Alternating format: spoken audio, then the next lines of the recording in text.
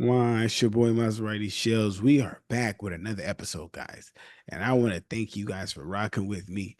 So strong, going dope and strong. I'm gonna see if I can let's do this. We're gonna do this because I don't wanna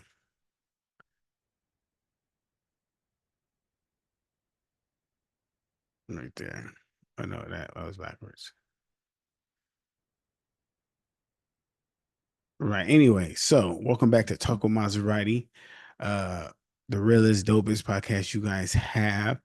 With that being said, I don't look tired. I know it's a long day. Gotta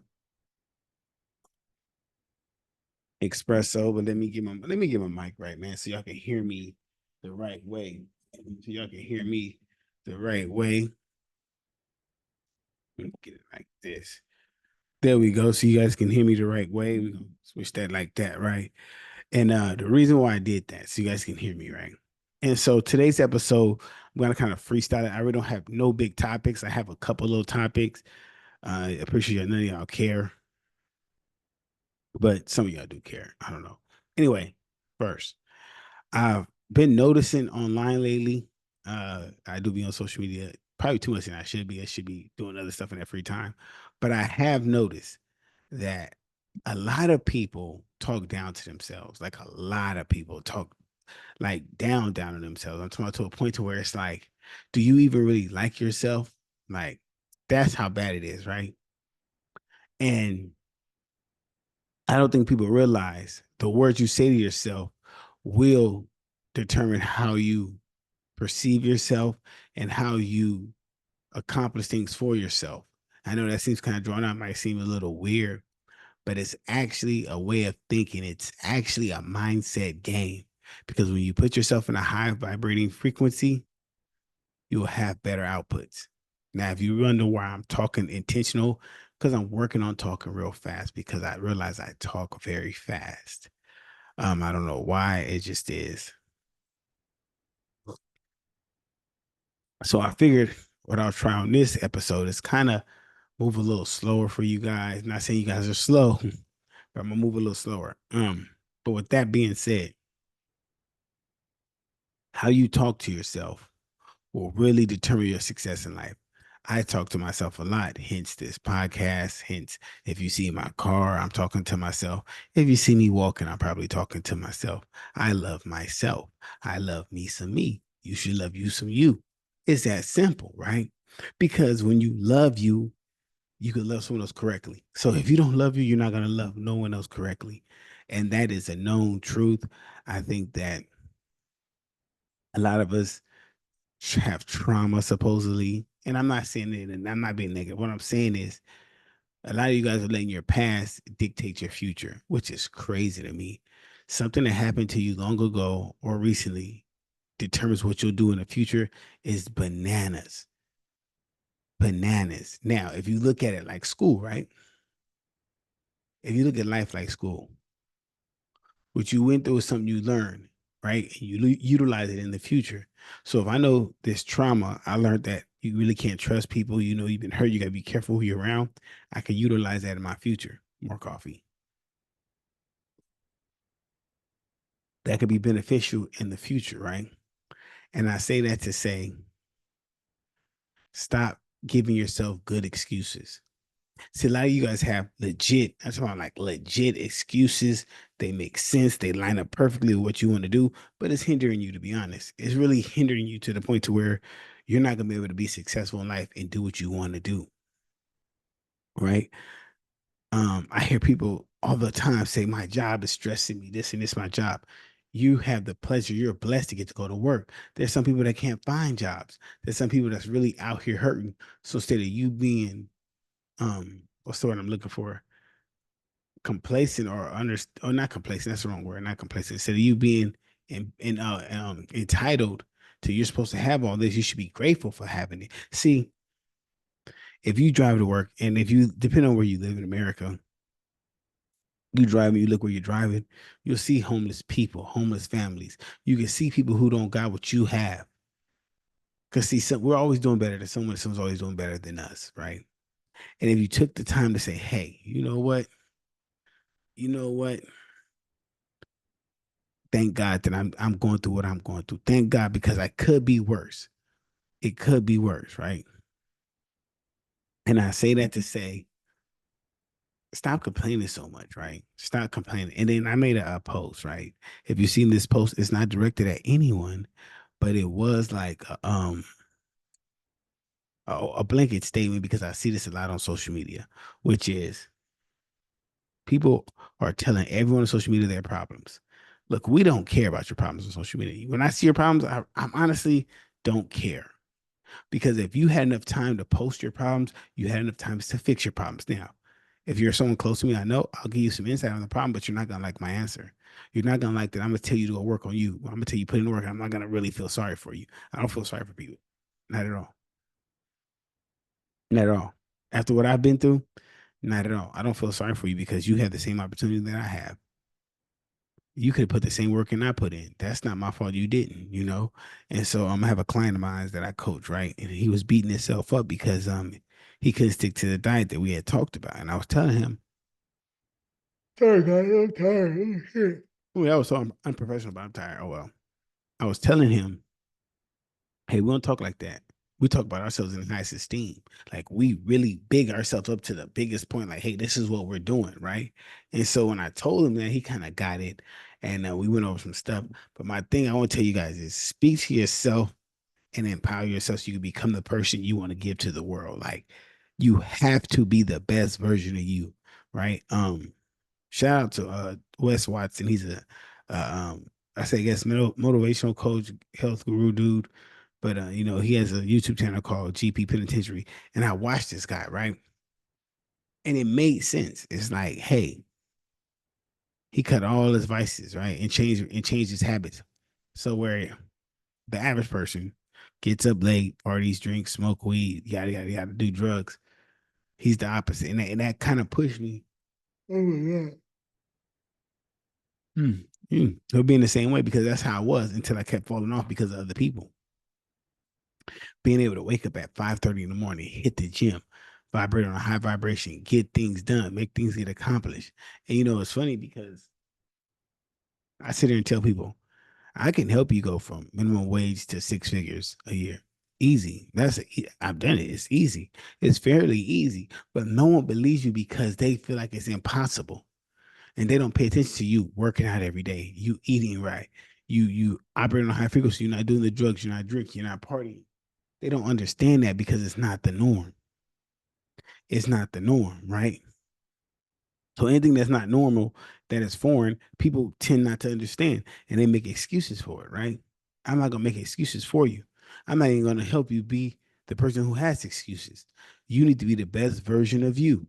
Simple and plain. You need to wake up and go kill it every day for you, not no one else, not your kids, not your wife, for you. See, a lot of guys get comfortable in life. This world makes everything comfortable. You get Uber at the door. You can get Uber to pick you up. You can get Instacart delivered, Uber Eats. All these things can just come to your door. You don't even want to go outside. You don't even know how to socialize with people. Bro, bad dudes my age, looking bad. They don't do nothing. Their bodies just giving up on them. You think this is like a car, right? A car, you have to get a um, tune up, oil change, transmission fluid flush, all these things that a vehicle needs so it can run in its best condition, even that over time, right? Now y'all shot out, going bald, missing teeth, out of shape, shot out. And you wonder why you can't do nothing, why you have failed relationships, why no one takes you serious, why no one respects you. You're not doing nothing to make them respect you. You're not a man that stands on principle or morals to make them want to respect you or even want them to be like you. See, people can say what they want about me and put the extras on it, but when I see someone do what I do, when I see someone trying to be like me and make the same moves, you respect me. You understand who I am. You know you want to be me. I can see it. I can see it, and they know I can see it. And they know who I'm talking to. You want to be me so bad because why? You don't have the discipline, the principles, the morals, or none of that, the honor that I have for myself. You don't have the love for yourself how I love myself. That's the big difference between me and you. I love myself to the core. The only person I love more than me is God. Other than that, I love me the most. I don't care what you say. Oh, you're supposed to love your kid more. You can't even love your kids right if you don't love yourself. And I'm gonna point this out. If you love your kids more than you love yourself, you'll make the wrong mistakes. You'll let your kids do certain things because you love them so much. You want them to feel liked. You want them to feel seen. You want them to feel. No, I love me enough to set a good example for you guys. You might not like the example. You might not like that I say no to this. You may not like I work too much. But you know what? I'm gonna show you how you don't have to be like everybody else. You can have more than everyone else. Oh, by the way, sorry. This smoky gray mist candle is excellent. It just fills up the whole house. It's great. I forgot about that. Sorry. But anyway, a lot of people, and this is not a background. It's not a fake background. It's actually real. Sorry. But anyway, yeah. So that's why I'm in the gym 7 days a week because I want to improve on every aspect of my life. That's why I stopped eating meat. That's why I stopped drinking. That's why I stopped partying. That's why I stopped chasing women. Because see, all those are distractions from what your real purpose is. Giving the best version of yourself to God. Who is texting me doing it? That's not even a real person texting. God here. And I'm sorry, this is so unprofessional. Okay. Anyway, all right. So I say that to say this.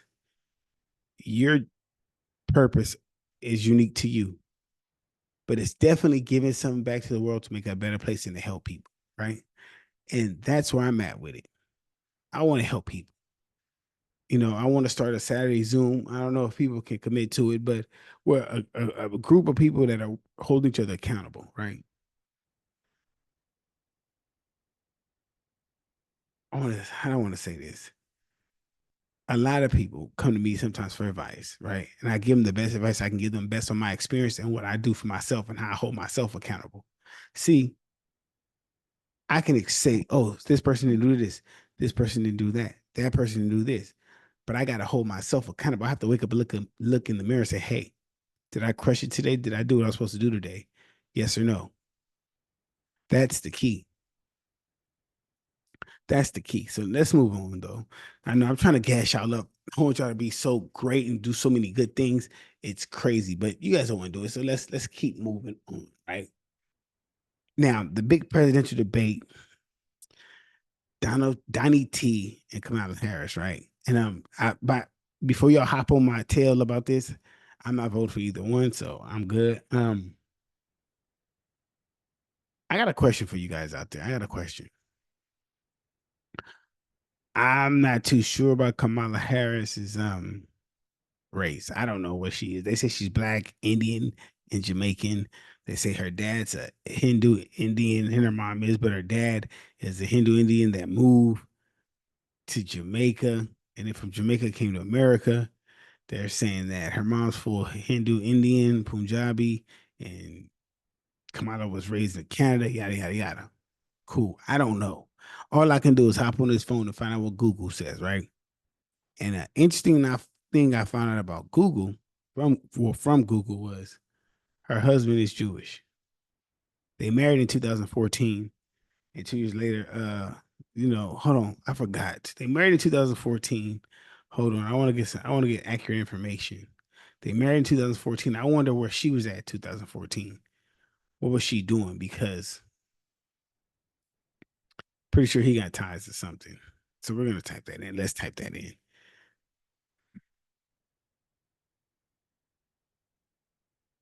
Okay, here we go. And I'm gonna share my screen with you guys so you guys can see what I'm reading.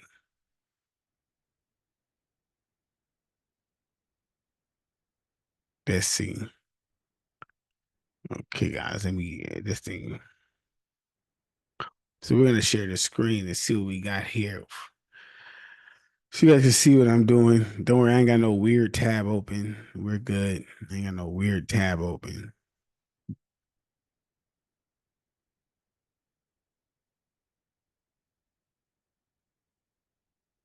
Okay, let's go. Is it shared? Okay, so my screen is being shared. Miss Kamala Harris right here. So what I keep trying to figure out, right? This is what I keep trying to figure out is her dad, right? Keep trying to figure out her dad.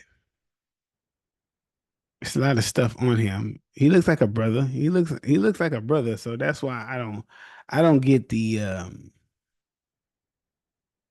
the misrepresentation, but we're gonna go on his Wikipedia and see what's going on here. He's 85. Mm, congratulations to him. He got to be black. Black don't crack. Okay.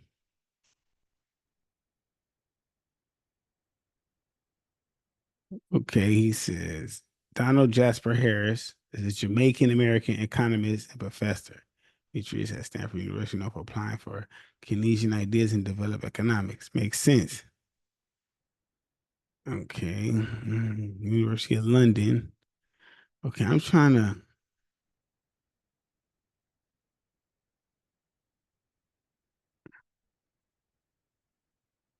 So yeah, he's black. I don't know where someone said he was from India. I know the mom is. I'm trying to find a connection. I'm trying to find a connection.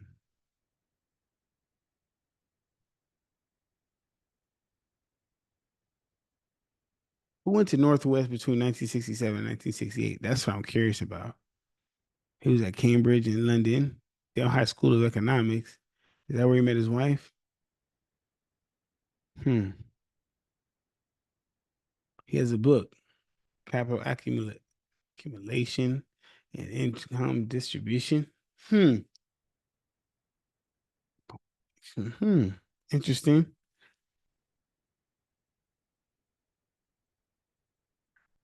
Okay. Hmm.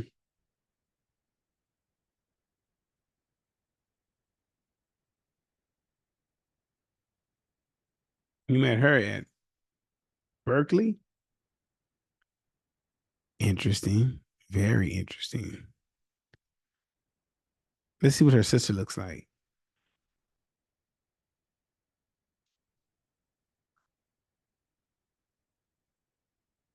This girl's sister looks Indian for sure.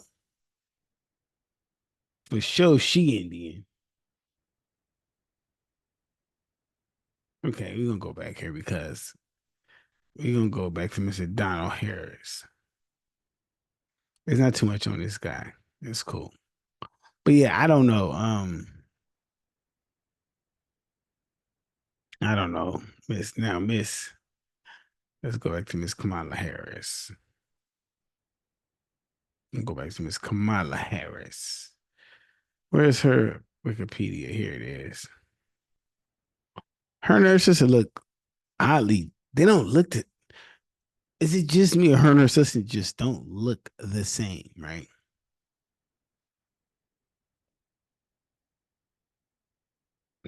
I forgot she was the first female vice president. Okay. So she went to Howard University. I wonder why. I'm sorry, I'm not bashing. I'm not bashing. I'm just curious. I'm just trying to figure out some stuff, guys. So y'all gonna go on this trip with me. Okay. Okay. Okay. Hmm. Check this out.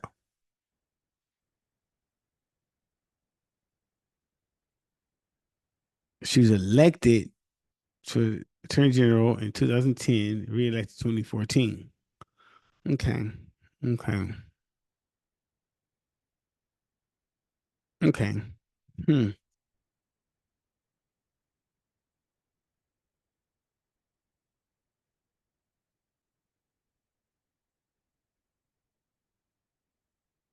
Hmm.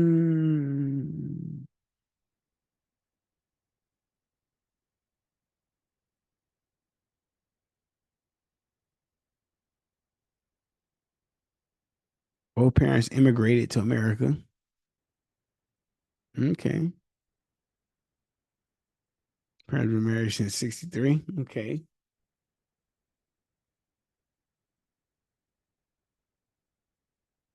Hmm.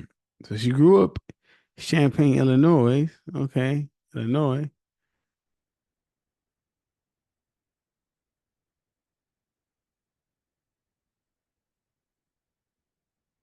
Hmm.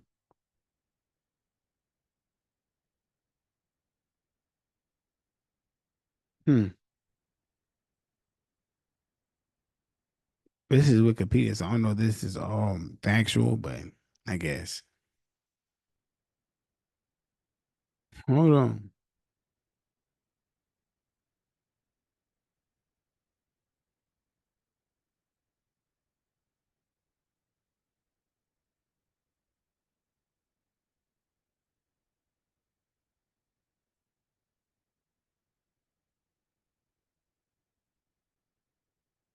Hmm.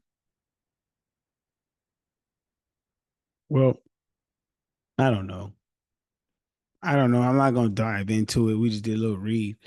Um, I I just I don't know. I'm waiting to see. I'm not gonna bash a woman because she's going to be the president, which she's gonna be the president because as you can see, I think she raised like 30 something million in 36 hours. And you got a funny thing, you got white dudes for Kamala. You got all these people that's pro her, right? And that's cool. I get it. Um, whole lot of stuff to be said that I'm not gonna say. Um, I wouldn't even vote if I was y'all. I'm just keeping it. People might not like me saying that. Oh well, don't go vote. Now, moving on from Miss Kamala Harris. Congratulations on everything. Prison story time, right?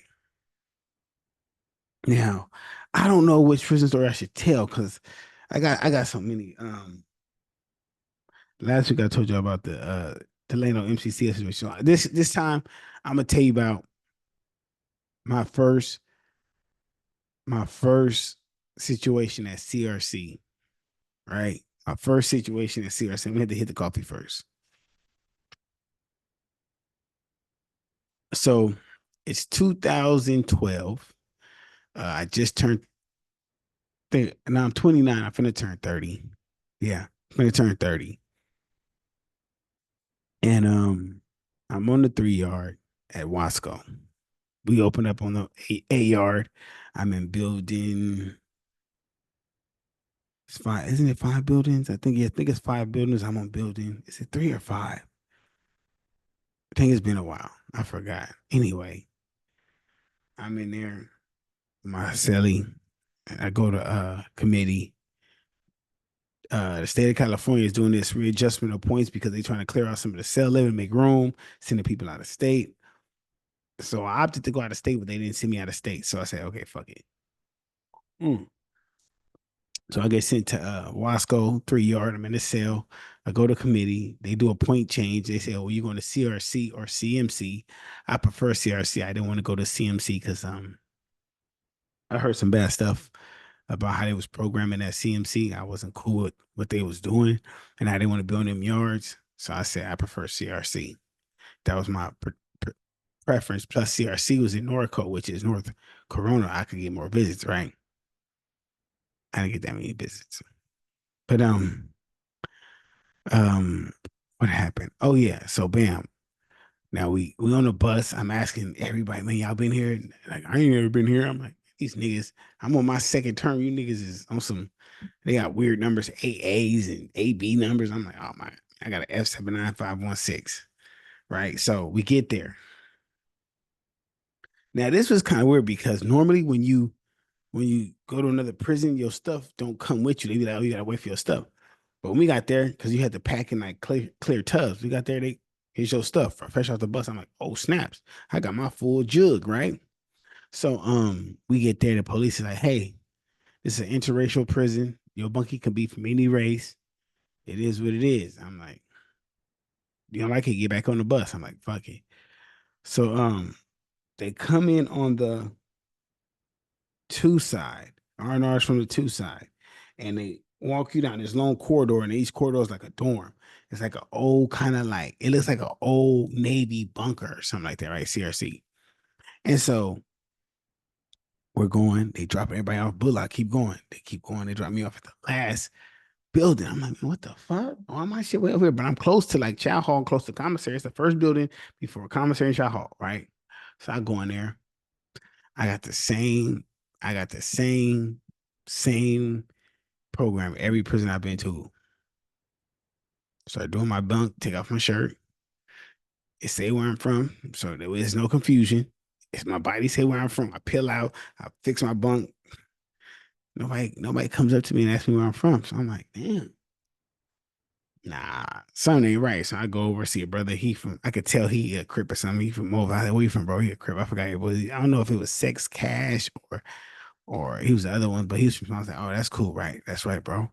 Like, any more keyways in here? Oh yeah, so and so. Bam. So I meet Rudock from 10 Line. I meet another brother. Bam, bam. So we chopping it up. I'm like, bam, bam. So I'm like, okay, cool.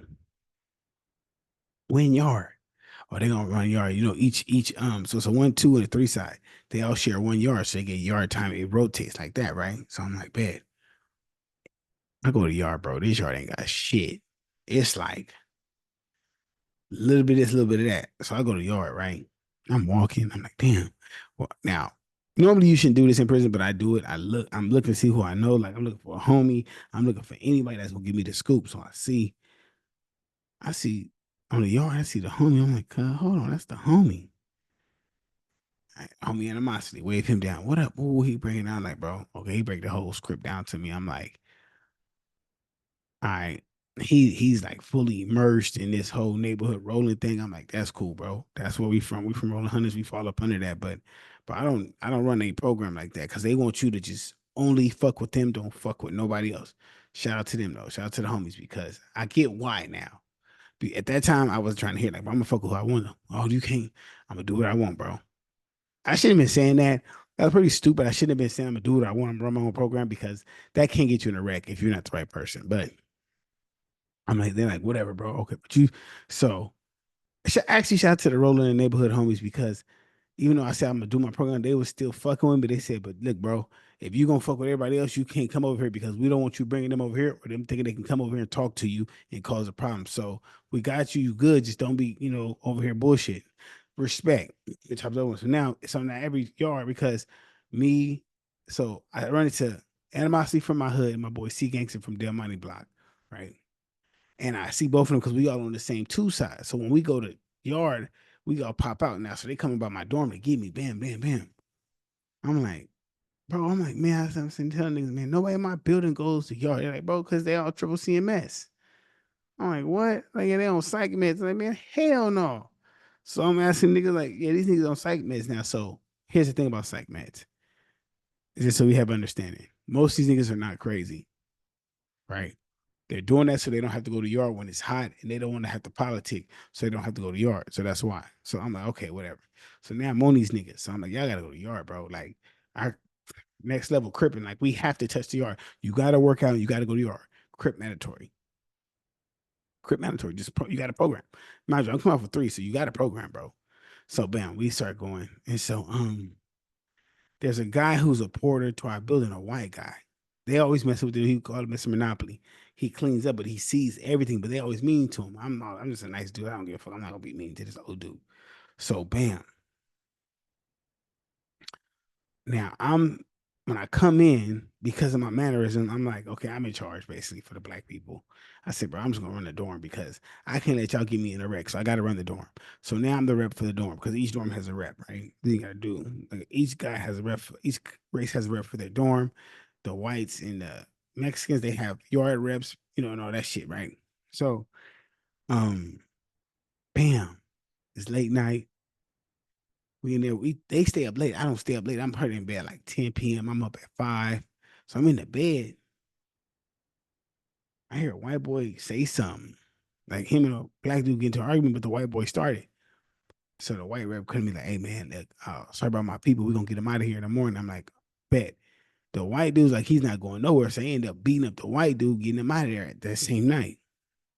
So when they got him in packing stuff, when the woods packing stuff, it's just so right by the showers, the top bunk, it's like a homeless bum dude. He get off his bunk, he take the mattress. I'm asleep. They wake me up.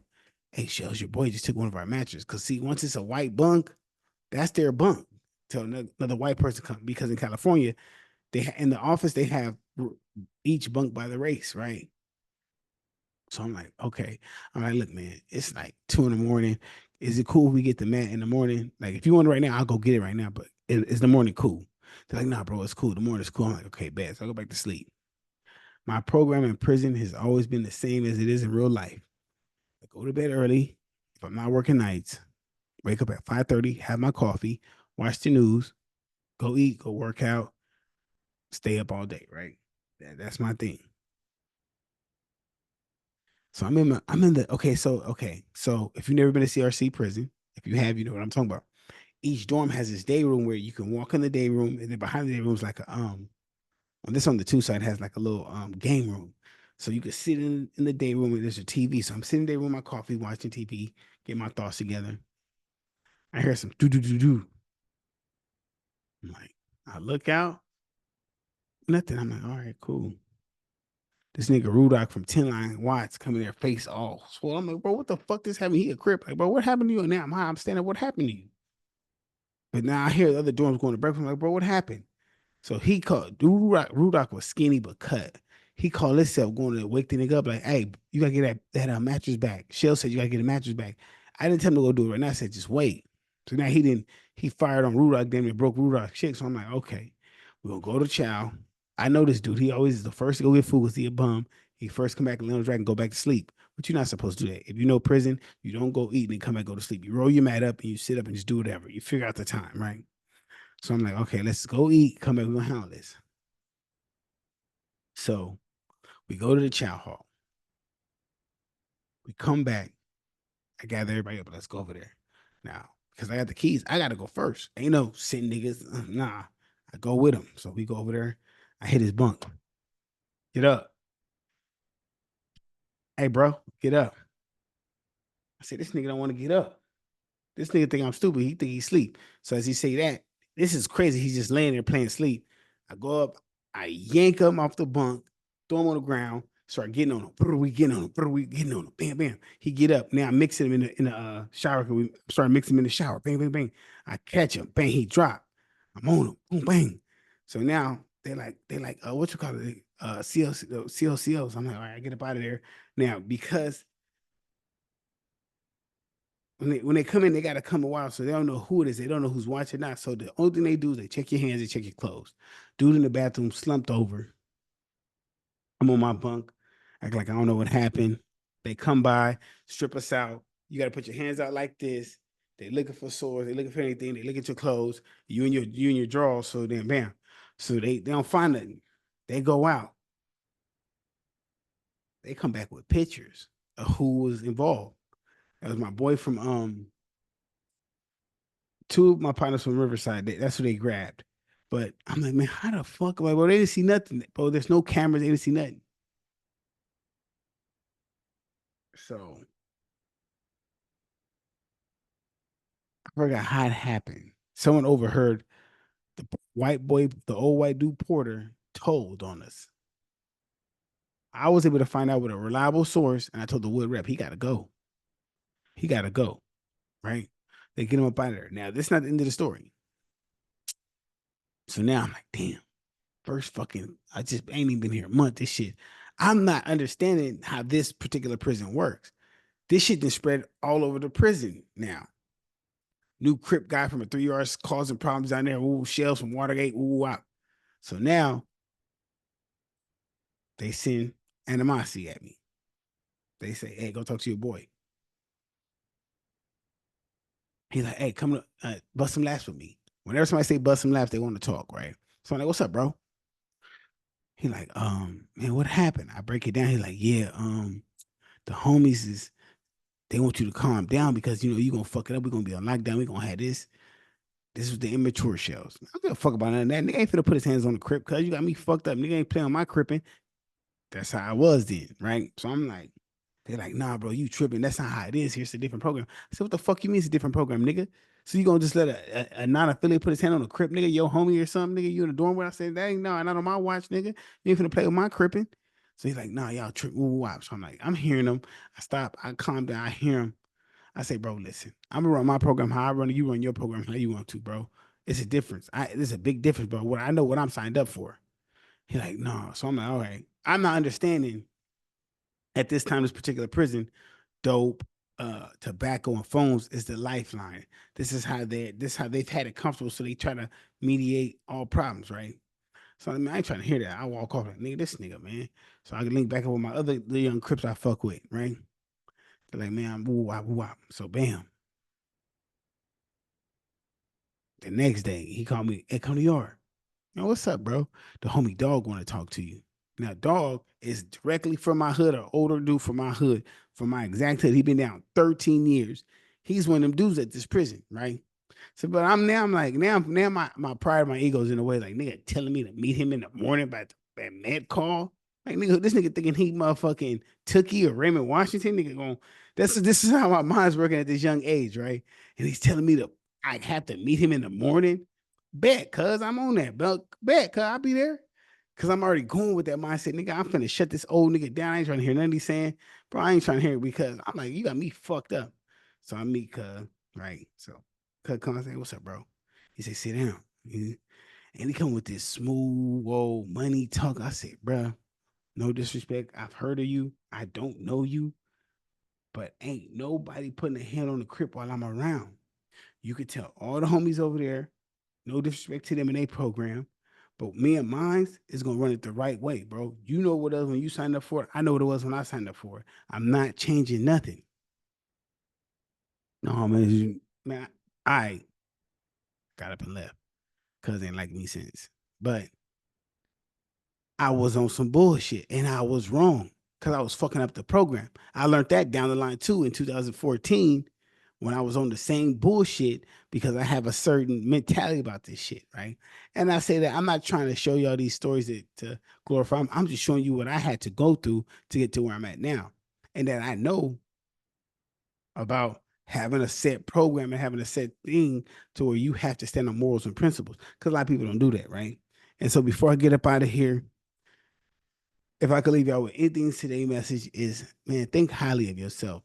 Be better about you. Be better for yourself. You know, love yourself so you can love people the right way and they'll love you the right way. Because if you don't love yourself the right way, people won't love you. You know what? And y'all have a blessed day. One, I'm out here. Shout out to Miss Kamala Harris. I hope you. I know you're gonna win, so it's okay. No hope. I know you're gonna win. It's cool.